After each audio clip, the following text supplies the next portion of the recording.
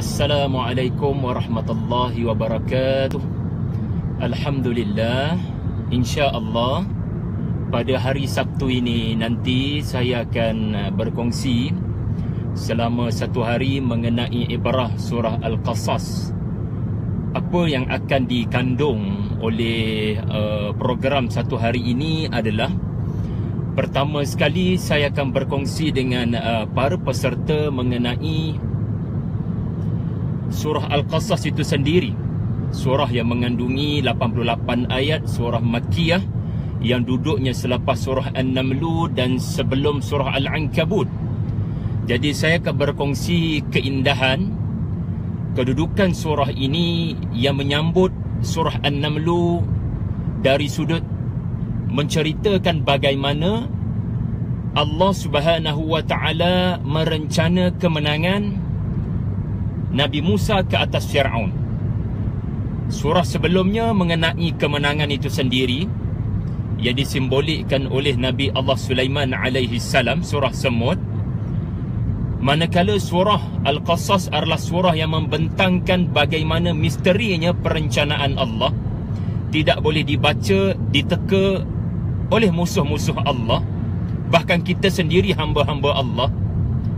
Alam tara kaifa, bagaimana Allah merencana kemusnahan musuh-musuhnya. Jadi kita akan lihat surah ini daripada awal hingga ke hujungnya, tetapi kerana ayat-ayatnya terlalu banyak, 88 ayat, lalu kita akan hanya fokus kepada ayat-ayat tertentu untuk mendalami. Tetapi tidak kita melupakan kesemua sekali ayat, insya-Allah. Saya akan berkongsi perkara pertama sekali mengenai munasabah surah Al-Qasas ini, mengapa ia muncul selepas surah An-Naml, dan bagaimana surah ini menyambut surah An-Naml dari sudut membentangkan kisah Nabi Allah Musa alaihi salam dengan lengkap di Mesir. Kerana anda akan mendapati surah Al-Qasas ini adalah sebuah surah yang menceritakan hanya mengenai seorang rasul daripada awal hingga ke akhir perjuangannya, seperti surah Yusuf, iaitulah Nabi Allah Musa alaihi salam, daripada bayi sampailah beliau membenam Fir'aun di Laut Merah. Lalu surah ini sebenarnya memperincikan apa yang dinyatakan di dalam surah An-Naml. Inna hadzal Qur'an yakussu ala bani Israel akthara alladhi hum fihi yakhtalifun, iaitu surah An-Naml, di mana Al-Quran ini menceritakan mengenai Bani Israel. Kepada Bani Israel, banyak cerita di dalam Al-Quran mengenai Bani Israel, sesuatu yang mereka sendiri akan menafikan, kerana sumber yang mereka perolehi adalah sumber Taurat yang telah diselewengkan oleh pendeta-pendeta sebelumnya. Jadi anda akan dapat lihat bagaimana kebenaran sebenar kisah Musa alaihi salam dipaparkan Allah Subhanahu wa taala dalam bahasa Tasim Mim, dalam bahasa Arab yang penuh dengan kebenaran, yang akan didapati berlaku pertentangan oleh pendeta-pendeta Rabbais Yahudi ini, kerana apa yang mereka perolehi, apa yang mereka terima dalam Taurat mereka adalah sesuatu yang telah diubah. Jadi Allah Subhanahu wa taala menurunkan kisah Musa dalam bentuk yang benar di dalam surah Al-Qasas. Apa yang akan dinafikan ataupun tidak akan dipersetujui oleh ahlul kitab yang ada pada hari ini. Sebagai contohnya, yang ditemui oleh Musa di Madian adalah 2 orang wanita. Tetapi dalam Old Testament mereka menyebut 7 orang wanita. Dalam Al-Quran menyebut isteri Fir'aun. Dalam Old Testament menyebut anak perempuan Fir'aun. Jadi berlaku pertentangan. Jadi perkara pertama yang akan saya kongsikan adalah bagaimana Old Testament punya version secara ringkas, supaya kita menghargai kebenaran yang telah disampaikan Allah di dalam Al-Quran. Bagaimana kepincangan yang ada di dalam Old Testament, dan di mana titik persamaan, di mana benda yang boleh kita sembang dengan orang Kristian, dengan orang Yahudi ni, yang kita boleh katakan ada benda yang boleh kita katakan persamaan. dan ada perkara yang kita boleh katakan sebagai titik kepincangan. Itu pertama. Yang kedua, saya akan berkongsi mengenai rupa paras ataupun surah ini sendiri, daripada awal hingga ke hujungnya, bagaimana ia adalah sebuah perjalanan yang sangat indah, bagaimana bahagian-bahagiannya saling melengkapi antara satu sama lain, bagaimana teraturnya Allah menyusun surah ini. Daripada awalnya Allah menyebut tentang keagungan Al-Quran, kemudian kisah Musa alaihissalam, kemudian Allah memberikan ancaman kepada kafir Quraisy yang masih tidak mahu beriman kepada kerasulan Rasulullah, bahawasanya Rasulullah ini meneruskan perjuangan Nabi Musa alaihissalam, dan betapa perangai Quraisy Makkah sama dengan perangai Fir'aun.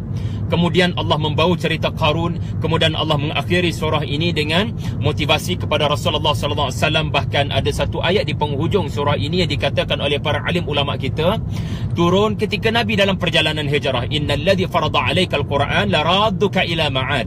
Dikatakan ayat ini asbabun nuzulnya adalah turun semasa Nabi dalam perjalanan, memulakan perjalanan meninggalkan Makkah menuju ke Yathrib. Nabi sentiasa berpaling ke belakang kerana tidak boleh menerima hakikat yang baginda telah dihalau keluar oleh penduduk kaumnya sendiri daripada tanah airnya sendiri. Jadi kita akan dapat lihat nombor dua sekali yang akan saya kongsikan selepas perbandingan dengan Old Testament.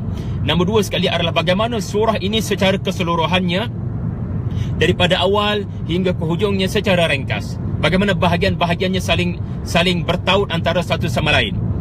Nombor tiga saya akan kongsikan dalam seminar ini adalah di mana kita akan fokus kepada ayat-ayat tertentu mengenai kisah Nabi Musa sahaja, iaitu cerita, dan juga kisah Qarun. Tetapi fokus kita bukan hanya kepada cerita, tetapi mencari ibrah yang universal di dalam cerita tersebut, kerana ia memang hakikat kepada kisah-kisah Al-Quran, bahawasanya Al-Quran bukan memaparkan dalam bentuk yang kita akan melihatnya cerita sejarah. Al-Quran membentangkan dalam bentuk yang kita akan meyakini bahawasanya ia adalah cerita sejarah yang akan berulang. Sebagai contoh, Allah Subhanahu wa taala menyebut di permulaan cerita Musa ini, wa nuridu an namunna 'alal ladzina istud'ifu fil ard. Allah taala menyebut wa nurid. Allah tidak menyebut wa aradna. Wa nurid artinya fi'il mudhari', kami berkehendak, kami sentiasa mempunyai kehendak, kami berkemahuan, kami akan meneruskan kemahuan ini. Yakninya apa?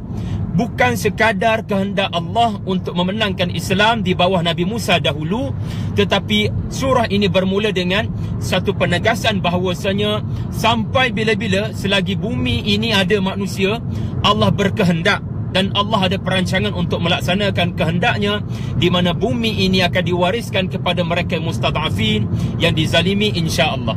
Jadi bagaimana lataif kalimah, bagaimana kalimah-kalimah tertentu di dalam surah Al-Qasas ini memberikan satu paparan yang indah, sehingga kita merasakan ini bukan sekadar kisah sejarah, ia adalah kisah berita gembira, ya, meneruskan surah An-Naml, iaitu berita gembira tentang bukan sekadar kemenangan Islam, tetapi bagaimana iradah, bagaimana kehendak Allah Subhanahu wa taala ini berjalan di atas perilaku manusia yang digambarkan di dalam surah ini. Itu yang ketiga, iaitulah dari sudut lataif kalimah pada ayat-ayat tertentu yang akan saya kongsikan.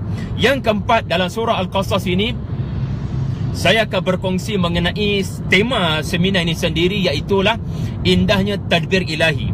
Bagaimana sebagai seorang hamba Allah bila berinteraksi dengan Al-Quran dan surah Al-Qasas, apa yang paling kurang mereka akan memetik buah daripada surah ini adalah bagaimana Allah Subhanahu wa taala tidak menjadikan sesuatu perkara yang namanya musibah seperti sia-sia dan tidak ada faedah. Sesungguhnya setiap musibah, sesuatu yang kurang disenangi, ada hikmah yang menanti di kemudian harinya. Lihat sahaja apa yang berlaku kepada ibu Musa. Diperintahkan Allah dengan satu perintah yang mana-mana ibu takkan sanggup melakukannya.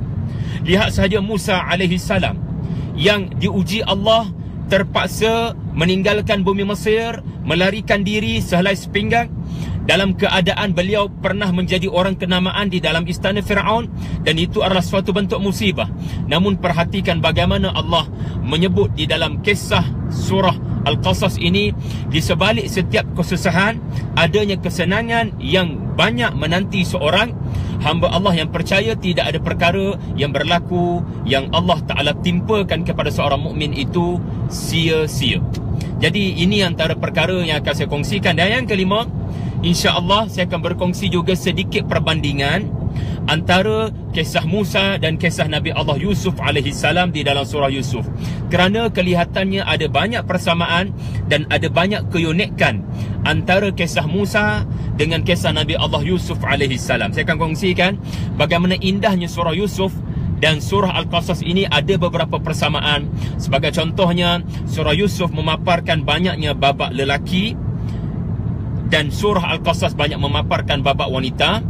Bagaimana surah Al-Qasas bermula dengan bayi yang diperintahkan Allah diletakkan di atas sungai Nil, dan bagaimana Nabi Allah Yusuf diuji Allah juga membabitkan air, iaitulah dihumban ke dalam telaga.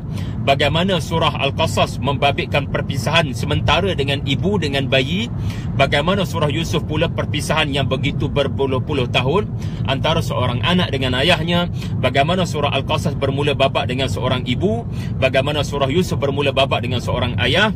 Dan banyak perkara yang terlalu indah. Saya senaraikan hampir 45 perkara menarik yang ditemui menjadi pertautan antara surah Yusuf dengan surah Al-Qasas. InsyaAllah tuan-puan yang berkelapangan dan berkemampuan boleh hadir pada hari Sabtu ini nanti, insyaAllah. Assalamualaikum warahmatullahi wabarakatuh.